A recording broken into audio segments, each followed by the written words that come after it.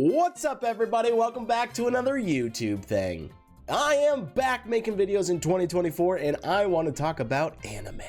So the point of this series is to give my opinions on current shows that I am watching, topics within the anime community, and just overall news that happens in any given week. This way I can actually get my current thoughts on anime airing right now, I can give recommendations to upcoming seasons, and just vent about things that I absolutely hate. Really, this is just an excuse for me able to pick what I want to talk about each week without having to, dedicate an entire video to just that thing.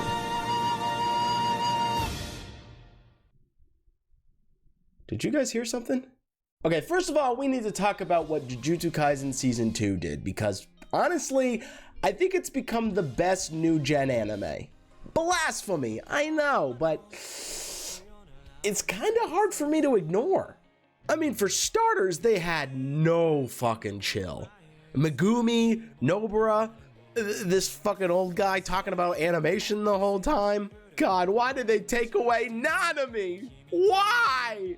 At least JJK had the audacity to do something that most shonen are afraid to do because of marketable plushie sales and half-baked romance subplots. They raised the stakes.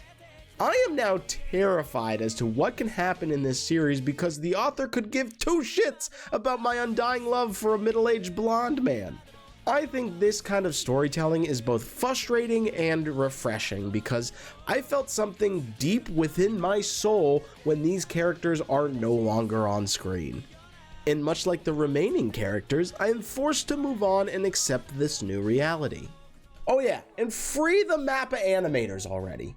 This shit was insane from start to finish, like 24 episodes of some of the most entertaining fights I have seen in a while. I don't even want to name them all because I'm afraid I'll accidentally leave one of the best ones out. And I get the unhappiness about the ghosting effect, but now that the Blu-ray is out, you can enjoy those. So really, you got nothing to complain about. Overall, I'm blown away by this season. No other shonen has made my jaw drop as many times as this show did, for better or for worse. And even though I am sad to see so many of my favorites gone, I am excited to see what happens next. Also, now that 2023 is now over, I would like to tell you which 6 anime I think are in Anime of the Year contention. First is AOT for obvious reasons. We got a conclusion to what many claim is a top 10 anime of all time, and I'm hard pressed to disagree. It's not my personal favorite, but I am satisfied with almost everything this ending did. And I say almost because Eren and Armin definitely should have kissed. Zom 100 finally ended, and I think it deserves more credit for what it did. It's fun for sure with its gorgeous colors and animation, but more so, the story is where it shines. It has such deeply personable moments that the characters can reflect on that I almost forgot that this is just a zombie fart joke simulator. And my personal favorite, Oshi no Ko, almost feels like it checks every box needed to win Anime of the Year. It's got dynamic characters, an intense and gripping story, and a whole lot of glow sticks. The music is god tier, and honestly having an hour-and-a-half first episode feels like a cheat code. Now, Heavenly Delusions is not for the faint of heart. This series deals with some of the heaviest subject materials in anime, but doesn't make them feel like a forced discussion. It has some of the best world building and awesome storytelling that, if you can stomach it, is definitely worth the watch. Hey look, a cute elf lady! Frieren is such a delight because not only does it tell a beautiful story about loss and acceptance, but it's also funny as hell. I absolutely love high fantasy, and this show has slowly become a favorite due to its characters, style, and animation. And JJK, for all the reasons I said 5 minutes ago. Sadly, I don't think Frieren and Heavenly Delusion will actually be considered. Their places will go to One Piece and Demon Slayer because, unfortunately, that's just the way the world works. But that's no skin off on my back because every single year my vote goes to Kaguya-sama. The series is peak and the movie was perfect. Deal with it. And finally, here is some anime that I am watching in winter 2024 that I think you should also be watching.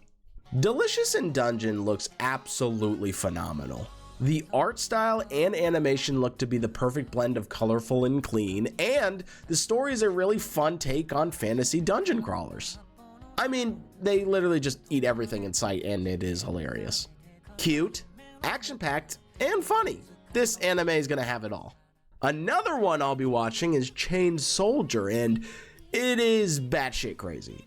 Okay, so from my understanding, this guy goes to another dimension, gets powers from main girl by becoming her slave, and then gets increasingly better rewards based on who he defeats. Peak fiction. This is one of those stories that is just so anime that you have to just check it out for yourself. People have been talking about this story for years, so you know it's gonna be good. Oh, and for all my cultured individuals, Hokkaido Girls Are Super Adorable is gonna have girls that are super adorable. Yeah, not really breaking new grounds here, but hey, why fix what isn't broken, you know?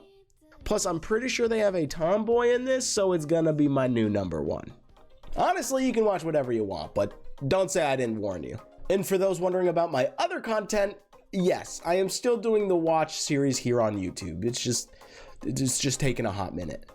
So thanks for watching, and be sure to check out my other videos. I know it's not a lot, but it really does help my channel a lot when you go check out my content. And if you have an anime opinion, definitely feel free to leave it down in the comments below, because I'm sure I'd love to discuss it.